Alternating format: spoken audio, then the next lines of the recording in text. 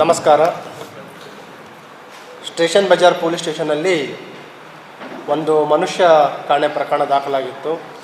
ಆ ಪ್ರಕರಣವನ್ನು ತನಿಖೆ ಮಾಡಿದಾಗ ಮತ್ತು ತನಿಖೆ ಸಮಯದಲ್ಲಿ ಕಲೆ ಹಾಕಿದ ತಾಂತ್ರಿಕ ಮತ್ತು ಗ್ರೌಂಡ್ ಲೆವೆಲ್ ಇನ್ಫಾರ್ಮೇಷನ್ ಮೇಲ್ಗಡೆ ಆ ಕಾಣೆಯಾದ ಮನುಷ್ಯ ಏನು ಪ್ರಕರಣ ಇತ್ತು ಆ ಪ್ರಕರಣ ತನಿಖೆಯಿಂದ ಕೊಲೆಯಾಗಿರುವ ಬಗ್ಗೆ ಮಾಹಿತಿ ಬರುತ್ತೆ. ಆ ಹಿನ್ನೆಲೆಯಲ್ಲಿ ಏನು ಒಂದು ಮಿಸ್ಸಿಂಗ್ ಕೇಸ್ ಇತ್ತು ಅದು ಈಗ ಕೊಲೆ ಪ್ರಕರಣ ಅಂತಂದು ಹೇಳ್ಕೊಂಡು ಈಗಾಗಲೇ ಇನ್ನೊಂದು ಪ್ರಕರಣವನ್ನು ಸ್ಟೇಷನಲ್ಲಿ ದಾಖಲು ಮಾಡಿಕೊಂಡು ತನಿಖೆಯನ್ನು ಮಾಡ್ತಾಯಿದ್ದಾರೆ. ಇದರಲ್ಲಿ ಪ್ರಕರಣದ ಹಿನ್ನೆಲೆಯನ್ನು ಹೋದಾಗ ಕಳೆದ ತಿಂಗಳು ಅಂದರೆ ಮೇ 25ರಂದು ಒಂದು ದೂರನ್ನು ದಾಖಲಾಗುತ್ತೆ. ಅದರಲ್ಲಿ ಕಾಣೆಯಾದವರ ಹೆಸರು ರಾಘವೇಂದ್ರ ನಾಯಕ್ ಅಂತ. ಇವರು ಕಾಣೆಯಾಗಿದ್ದು ಮಾರ್ಚ್ 12ನೇ ತಾರೀಕಿಗೆ ಮಿಸ್ ಆಗಿರ್ತಾರೆ. ಬಟ್ ಅವ್ರ ವೈಫ್ ಬಂದು ದೂರು ಕೊಡೋದು ಮೇ 25. ಆಲ್ಮೋಸ್ಟ್ 2.5 ಮಂತ್ಸ್ ಅಷ್ಟು ಲೇಟ್ ಇದೆ. ರೀಸನ್ ಏನಂತಂದರೆ ಇವರು ಮೂಲತಃ ಕಾರವಾರ ಕಡೆಯವರು, ಉಡುಪಿ ಕಾರವಾರ ಕಡೆಯವರು.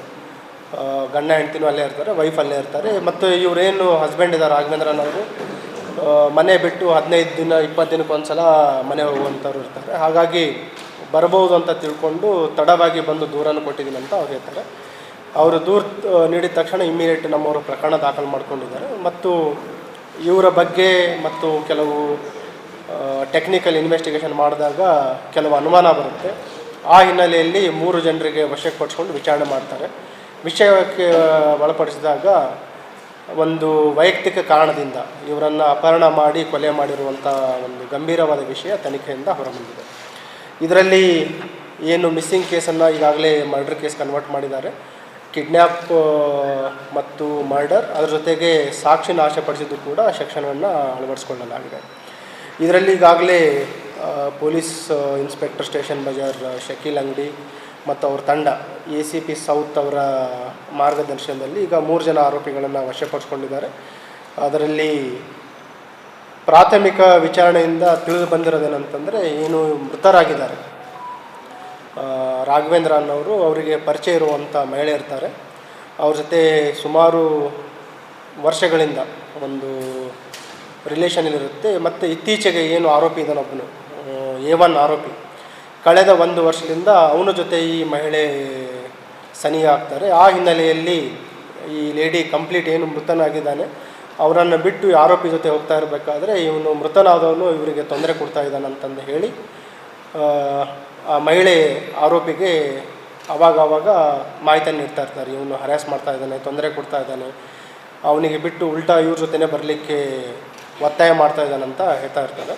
ಆ ಹಿನ್ನೆಲೆಯಲ್ಲಿ ಅವನಿಗೆ ಪಾಠ ಕಲಿಸ್ಬೇಕು ಅಂತ ಅವನನ್ನು ಒಂದು ಕಾರ್ನಲ್ಲಿ ಹಾಕ್ಕೊಂಡು ಇಲ್ಲಿ ಕೃಷ್ಣನಗರದಲ್ಲಿರೋ ಒಂದು ಸ್ಮಶಾನದಲ್ಲಿ ಅವನ ಹಲ್ಲೆ ಮಾಡಬೇಕಾದ್ರೆ ಅವನ ಪ್ರೈವೇಟ್ ಪಾರ್ಟ್ಸಿಗೆ ಕೂಡ ಹಲ್ಲೆ ಮಾಡ್ತಾರೆ. ಆ ಸಂದರ್ಭದಲ್ಲಿ ಅವನು ಅಲ್ಲೇ ಮೃತನಾದ ತಕ್ಷಣ ಅದೇ ಒಂದು ಆರೋಪಿಗಳಿಗೆ ಸೇರಿರುವಂಥ ಒಂದು ರಿಡ್ಜ್ ಕಾರಲ್ಲಿ ಅವನ ಬಾಡಿಯನ್ನು ಇಲ್ಲಿಂದ ರಾಯಚೂರು ಡಿಸ್ಟಿಕಲ್ಲಿರುವ ಶಕ್ತಿನಗರ ಅಲ್ಲಿ ಕೃಷ್ಣನಗರದ ಒಂದು ಬ್ರಿಡ್ಜ್ ಮೇಲ್ಗಡೆಯಿಂದ ಶವವನ್ನು ಬಿಸಾಡಿ ಆಮೇಲೆ ಮರಳಿ ಕಲಬುರಗಿ ನಗರಕ್ಕೆ ಹಿಂತಿರುಗಿರ್ತಾರೆ. ಇದು ಆಗಿದ್ದು ಮಾರ್ಚ್ 12ಕ್ಕೆ. ಆಮೇಲೆ ಇಲ್ಲಿ ಬಂದ ನಂತರ ನಾವು ಅನ್ಐಡೆಂಟಿಫೈಡ್ ಕೆಲವು ಬಾಡಿಗಳನ್ನು ಕೂಡ ನಾವೆಲ್ಲ ಪರಿಶೀಲನೆ ಮಾಡಿದ್ವಿ. ಮಾರ್ಚ್ 14ನೇ ತಾರೀಕಿಗೆ ಆಲ್ರೆಡಿ ಶಕ್ತಿನಗರದಲ್ಲಿ ಒಂದು UDR ಆಗಿದೆ. ಈ ಏನು ನಾವು ಇಲ್ಲಿವರೆಗೆ ಸಾಕ್ಷ್ಯಗಳನ್ನು ಸಂಗ್ರಹ ಮಾಡಿದ್ದೀವಿ, ಈ ಕಾಣೆಯಾಗಿರೋ ವ್ಯಕ್ತಿಗೆ ಮತ್ತು ಅಲ್ಲಿ ದೊರೆತಿರುವ ಮೃತದೇಹಕ್ಕೆ ಸಿಮಿಲಾರಿಟೀಸ್ ಇದೆ. ಈಗ 3 ಜನ ಆರೋಪಿಗಳನ್ನು ಏನು ಅರೆಸ್ಟ್ ಮಾಡಿ ನ್ಯಾಯಾಂಗ ಬಂಧನಕ್ಕೆ ಒಪ್ಪಿಸಲಾಗಿದೆ. ಅವರನ್ನು ಪೊಲೀಸ್ ಕಸ್ಟಡಿಗೆ ತೆಗೆದುಕೊಂಡು ಹೆಚ್ಚಿನ ಒಂದು ವಿಚಾರಣೆ ಮಾಡಬೇಕಾಗಿದೆ. ಮತ್ತು ಅವನಿಗೆ ಇನ್ನೂ ಬೇರೆ ಯಾರ್ಯಾರು ಆರೋಪಿಗಳು ಸಹಕಾರ ಮಾಡಿದ್ದಾರೆ ಮತ್ತು ಏನು ಕೃತ್ಯಕ್ಕೆ ಉಪಯೋಗಿಸಿದ ವಾಹನಗಳಿರ್ಬೋದು, ಬಳಸಿರುವ ಆಯುಧಗಳಿರ್ಬೋದು ಮತ್ತು ಇನ್ನೂ ಬೇರೆ ಸಾಕ್ಷಿಗಳನ್ನು ಕೂಡ ನಾವು ಸಂಗ್ರಹ ಮಾಡಬೇಕಾಗಿದೆ. ಆ ಆರೋಪಿಗಳನ್ನು ನಾವು ವಶಕ್ಕೆ ಪಡಿಸ್ಕೊಂಡು ಹೆಚ್ಚಿನ ಒಂದು ವಿಚಾರಣೆಯನ್ನು ಕೂಡ ನಾವು ಮಾಡ್ತೀವಿ.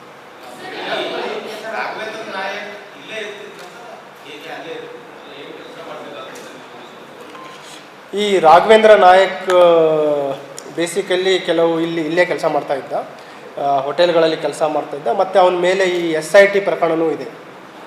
SIT ಪ್ರಕರಣ ದಾಖಲಾಗಿದೆ. ಮತ್ತು ಯಾವ ಮಹಿಳೆ ಇದ್ದಾರೆ ಅವರು ಕೂಡ ಇದೇ ವೃತ್ತಿಯಲ್ಲಿದ್ದರು. ಮತ್ತು ಆ ಒಂದು ವೃತ್ತಿ ಸಂದರ್ಭದಲ್ಲಿ ಅವರಿಗೆ ಒಂದು ಸನ್ನೆ ಇರುತ್ತು. ಇತ್ತೀಚೆಗೆ ಏನು ಆರೋಪಿ ಇದ್ದಾನೆ, A1 ಆರೋಪಿ ಅಂತ, ಗುರುರಾಜ್ ಅಂತ, ಅವನ ಜೊತೆ ಅವರ ಒಂದು ಸನಿಹ ಜಾಸ್ತಿ ಆದಾಗ ರಾಘವೇಂದ್ರನ ದೂರ ಆಗ್ತದೆ. ಆ ಒಂದು ಹಿನ್ನೆಲೆಯಲ್ಲಿ ಅವರಿಗೆ ಮನಸ್ತಾಪ ಆಗಿರುತ್ತೆ. ಸೊ ಆ ಲೇಡಿ ನೀಡಿರೋ ಒಂದು ಮಾಹಿತಿ ಆಧಾರದ ಮೇಲೆಗೆ ಈ A1 ಆರೋಪಿ ಅವನ್ನ ಇನ್ನೂ ಬೇರೆ ಸ್ನೇಹಿತರ ಜೊತೆ ಸೇರಿಕೊಂಡು ಇವನಿಗೆ ಅಪಹರಣ ಮಾಡಿ ಕೊಲೆ ಮಾಡಿರುವಂಥದ್ದು ತಿಳಿದು. ಹೆಂಡತಿ ಜೊತೆಗಿರಲಿಲ್ಲ.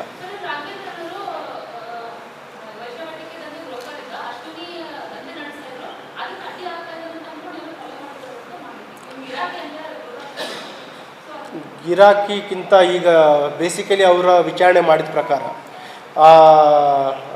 ಏನು ಆ ವೃತ್ತಿ ಇದೆ, ವೃತ್ತಿ ಜೊತೆಗೆ ಇವರು ಸ್ಥಳೀಯ ಆಗಿದ್ದರು ಅಂತ. ಬೇಸಿಕಲಿ ಇವನೇನು ರಾಘವೇಂದ್ರಗೆ ಟೋಟಲಿ ಅವಾಯ್ಡ್ ಮಾಡಿ ಈ A1 ಆರೋಪಿಯನ ಜೊತೆ ಅವನ ಜೊತೆ ನಿರಂತರವಾಗಿ ಕ್ಲೋಸ್ ಆಗ್ತಾಯಿದ್ರು. ಆ ಹಿನ್ನೆಲೆಯಲ್ಲಿ ಅವಳಿಗೆ ಪೀಡಿಸ್ತಾ ಇದ್ದ ಅಂತ ಮಾಹಿತಿ ಇರೋದು.